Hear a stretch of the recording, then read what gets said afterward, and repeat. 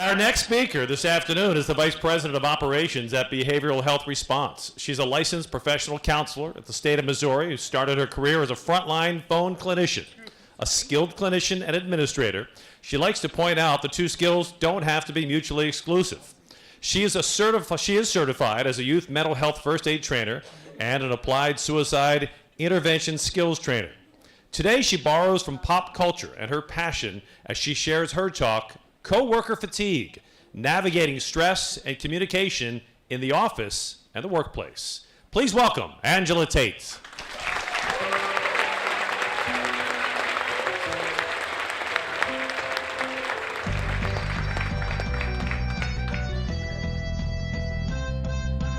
All and favorite television sitcoms is The Office. Ever watched it? So you already know. For the 2 or 3 of you all in the room who haven't watched it, let me tell you about it. The setting is a paper company called Dunder Mifflin Scranton, located in Scranton, Pennsylvania.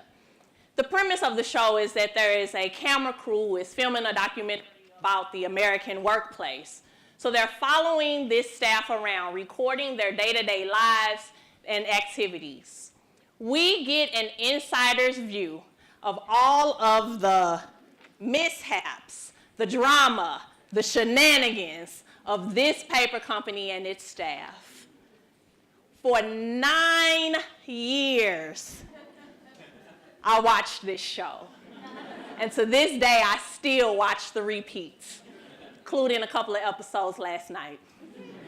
I grieved the ending of this show.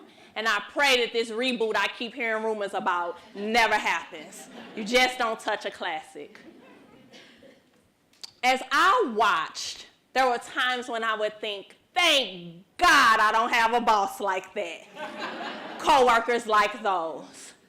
But every now and then I would watch and I'd think, oh my goodness, I've had a boss like that.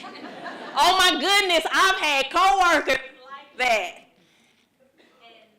And even harder to admit, every now and then I thought, oh my goodness, I've been that coworker. As I reflect over the many, many, many hours of The Office I've watched, I start to realize that there are quite a few similarities between what happens with the shenanigans of the staff of Dunder Mifflin Scranton and what happens in some of our offices with some of our teams. What's served as entertainment for hundreds and thousands, even millions, some of us in the room today, perhaps also serves as a mirror in which we see our own reflection or the reflection of our teams. Those of us who work in behavioral health know about compassion fatigue. It's that dangerous indifference to charitable appeals made by those who are in need. We reach that point for a number of different reasons, and it manifests itself in a number of different ways. But if you've ever found yourself in that place of compassion fatigue, you know it's going to take more than just a few days off work to recover from the ramifications of it. Likewise, coworker fatigue is that same kind of dangerous indifference, but to workplace appeals made by team members and leaders asking you to drive the mission of the organization forward. It's brought on by a breakdown in teamwork principles, brought on by being surrounded by not so great coworkers. We have all of these different personalities to manage in the workplace. And quite frankly, every now and then, we get a little sick of one another, fatigued. And so we look to our friends from the office to help us figure out who brings on this coworker fatigue. And how do we solve for it? So we start with Ryan Howard. He represents the slacker. This person spends more time avoiding work than actually doing his job. He is content to let everyone in the office pick up his slack. He doesn't care what you think about him. And he has figured out just how little he has to do in order to not get fired. Then we have our good friend Dwight Schrute. He represents the politician. He wants to get on the boss's good side. He thrives on inner office politics. He's trying to figure out what his coworkers are doing so he can get ahead of them. It's all a game to him. One, he intends on winning, even if it means dragging you down and stabbing you in the back. There's Creed Bratton. He represents the singularity, or the black hole. He's in a constant state of crisis, always procrastinating to the last minute, and his crisis becomes your crisis. And our beloved Michael Gary Scott, the world's best boss, the rumor monger. He is the nexus of the office rumor mill. He wants to spend all day talking to you about your personal life so he can pick up juicy tidbits to share with your other coworkers throughout the day. He gets some kind of perverse pleasure about talking about other people and wastes time talking to coworkers about your stuff, whether it's true or not. And then our dear sweet Kelly Kapoor, the social butterfly. She sees work as a social opportunity where she can come and hang out and chat. The social butterfly is usually very charismatic, very funny, but also immature and unprofessional. The social butterfly wastes work time having non-work related conversations. And so, did you see yourself? Did you see your coworkers? So how have you reacted when you ended up doing the slacker's assignment? How did you react when you were the subject of the social butterfly's conversation? Did you treat them with empathy? Or did you try to get revenge on them? Oftentimes, we don't respond with empathy. We respond in anger. We try to get revenge. When that happens, teamwork principles break down. That opens the door for coworker fatigue to set in, and dysfunction emerges. And as you can imagine, this dysfunction creates quite a negative environment in our workplace. Now, after watching The Office for 9 years, I saw lots of examples of this dysfunction. But I imagine that you can think of some real life examples of what this dysfunction looks like, as can I. So we look to The Office to help us with this. Do you remember the episode of The Office where Michael's boss, Jan, was so fed up with him that she got the receptionist, Pam, to keep a list of all of Michael's activities for that day? You remember that episode. Mm-hmm. And so the things on the list included banging on a cup, standing in the pretzel line, doing comedian impressions.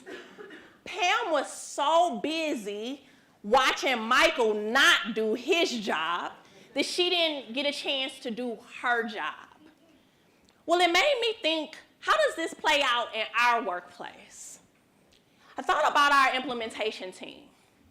This team is designed to bring on new business into the company in the most efficient and effective way. But if I'm honest about it, there are times when this team has not operated as efficiently and as effectively as it could have because of an absence of trust among team members. And we'll talk a little later about how we solved for that. So there was another episode when Michael had to fire somebody due to company downsizing. But it was Halloween. and it was the Halloween party, and you cannot fire somebody on Halloween. So Michael had such a fear of conflict that it took him 3 different tries with 3 different people before he finally handled his business and fired someone. So how does this play out in our workplace? Well, we have a culture at BHR where we promote from within. So you can go from being someone's coworker one day and being their supervisor the next. Now, we have seen this play out in that new supervisor wants to remain a part of the in crowd. And so an issue pops up, and they don't necessarily deal with it directly. There was another episode where Creed. Now think about this. Creed is the singularity, right? Always procrastinating. But guess what he was in charge of? Quality assurance.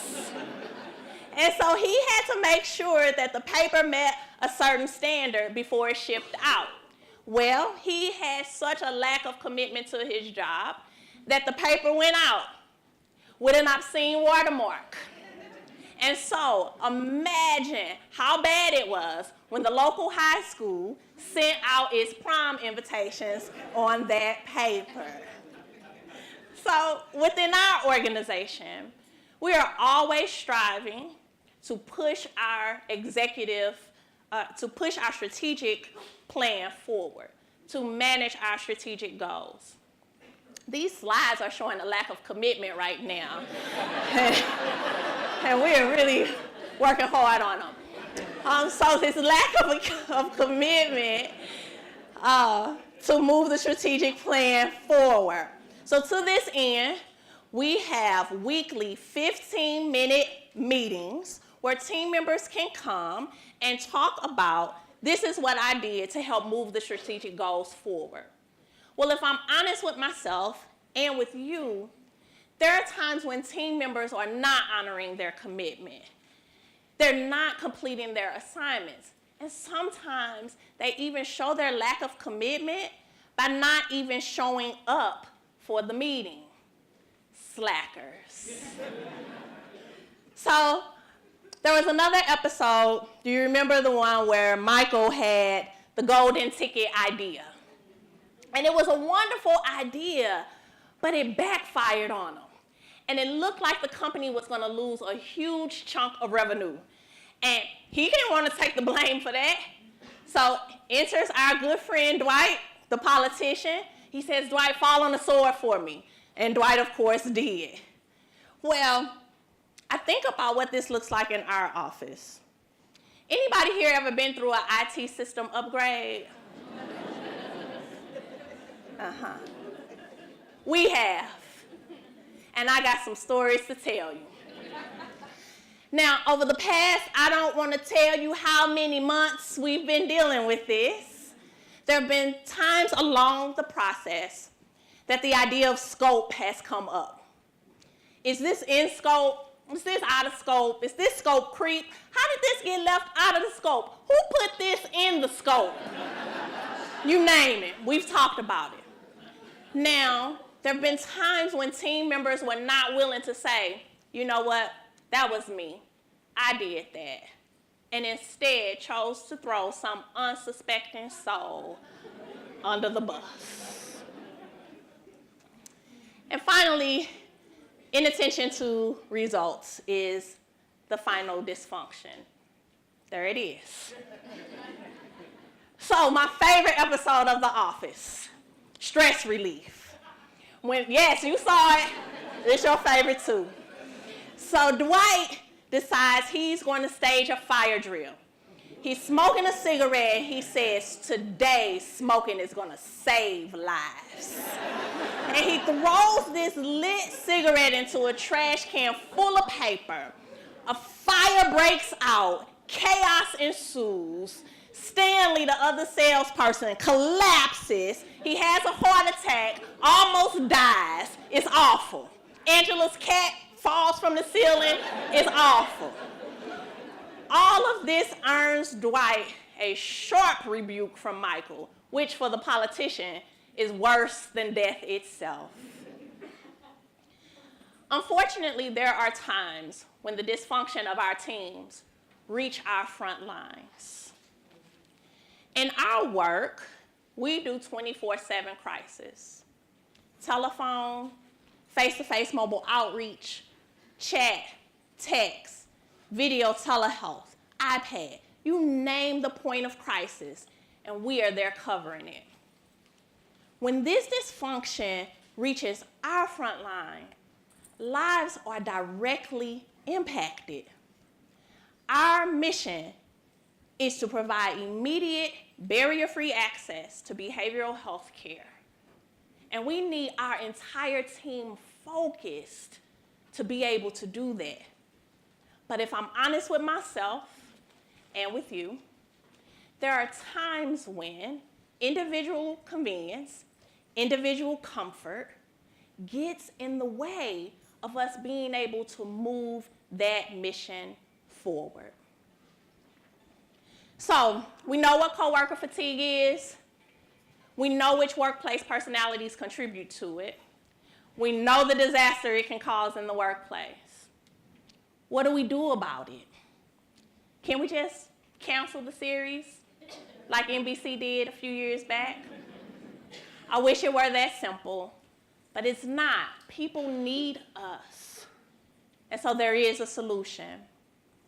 Please keep in mind that each of these solutions requires for us as individuals to approach people who are so-called toxic, to approach them as someone who needs support, who needs empathy. And they need us to model that empathy even when they're not acting as if they deserve it. So remember when I mentioned our implementation team and how there were times when they didn't operate as effectively and efficiently as they could have? Well, we solved for that by defining each of the team members' roles clearly so that everybody knew who was supposed to be doing what and when they were supposed to be doing it. In doing that, we create an environment that's safe enough for someone to say, I need help. I made a mistake. And if I am committed to the team and I see that you're struggling, then I can just reach out and say, hey, let me help you, instead of talking about you behind your back. When trust is present, then we can face conflict directly. When you go from being a coworker one day to being a supervisor the next in our environment, we make sure you have the development that you need and the tools that you need to address conflict head on. We as a management team address critical issues openly and together as a team. When you address conflict directly, then team commitment increases. I need to be able to go to that absent team member and say, I need your voice on the team. I need your participation if we are going to move our strategic goals forward. And by doing this, we create a cadence of accountability where people are able to own their part of the work. One of the biggest lessons we learned in our IT system upgrade was to document everything. Not as a gotcha, but so that team members can say, yes, that's my part. I own that piece. And you do increase that buy-in. You also build in respect among team members because we all know that we're all being held to the same standard. And all of these add up to us being able to be results-focused. In our world of crisis, this is probably the single most important part of the work, to be focused on the results. And we solve for this by ensuring that every new team member is mission-minded. And that concept of team is echoed throughout our entire organization. We benefit as an organization when individuals subjugate their own personal interest for the good of the team. And it helps us to avoid distraction. And we need to avoid distraction because of the work we do. We save lives. And so, if you can model the behavior that you want to see in your coworkers, if you can remain empathic toward those coworkers who are not modeling the behavior you want to see, you can solve the 5 dysfunctions of a team. You can also prevent coworker fatigue. And so, when you leave here, I want you to do a few things for me when you get back to your office. First of all, do some self-reflection. Am I a good coworker? Ask yourself. Or am I a toxic coworker? What are the adjustments that I need to make? And then have the courage to make those adjustments. Leaders, go back and evaluate your teams. What would the camera crew following your staff see? Contributing characters or dysfunctional caricatures? Identify if there is a high level of coworker fatigue among your team and have the courage to make the necessary adjustments. Finally, we all owe it to ourselves and to the people we serve to put some regular checks in place to make sure that we never reach this point of coworker fatigue again, or to prevent reaching it in the first place. And so you have a choice. Leave here and take action with all of these things that you've heard, and have a high-performing team, which leads to a high-performing organization, which ultimately leads to the best care possible for those who need us most. Or do nothing and give NBC the material it needs for that office reboot that is doomed to fail. One last thing. If you ever need a pep talk, or you need to give yourself that confidence boost that you can handle your team's challenges like a boss, think of the words of Michael Scott. I am Beyonce always.